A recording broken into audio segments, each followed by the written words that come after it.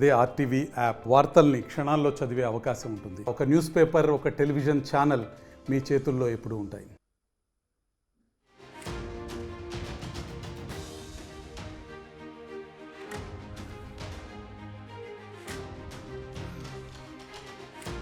జాతీయ రహదారులపై టోల్ వసూలు కోసం ఇప్పుడున్న ఫాస్టాగ్ విధానాన్ని మార్చేందుకు కేంద్రం సిద్ధమైంది. ఫాస్టాగ్ స్థానంలో జీపీఎస్ ఆధారిత టోల్ వసూలు పద్ధతిని దశలవారీగా ప్రవేశపెట్టే యోచనలో ఉంది.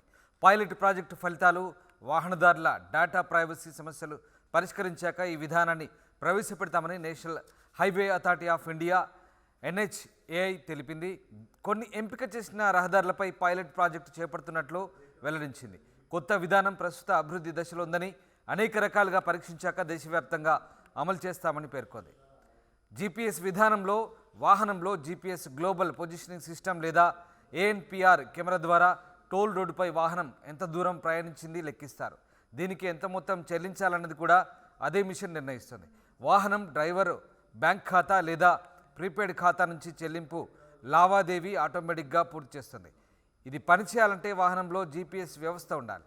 ఇది లేని వాహనాలు జీపీఎస్ పరికరాల్ని అమర్చుకోవాల్సి ఉంటుంది. ప్రస్తుతం వినియోగిస్తున్న ఆటోమేటిక్గా టోల్ను కేంద్రం 2016లో ప్రవేశపెట్టింది. టోల్ ప్లాజాల వద్ద వాహనాన్ని ఆపి టోల్ చెల్లింపు ప్రక్రియ పూర్తి చేయాలి. దీంతో టోల్ ప్లాజాల వద్ద ట్రాఫిక్ జామ్ ఏర్పడుతుంది. వాహనాల రాకపోకలు నెమ్మదిస్తున్నాయి. దీన్ని తప్పించేందుకు కొత్తగా జీపీఎస్ ఆధారిత టోల్ చెల్లింపు విధానాన్ని తీసుకురావాలని కేంద్రం భావిస్తోంది.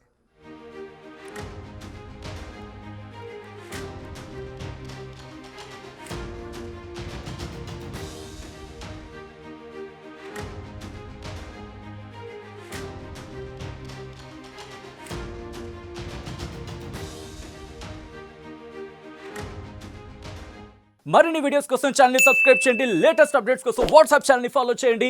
అండ్ లింక్ డిస్క్రిప్షన్ లో ఉంది.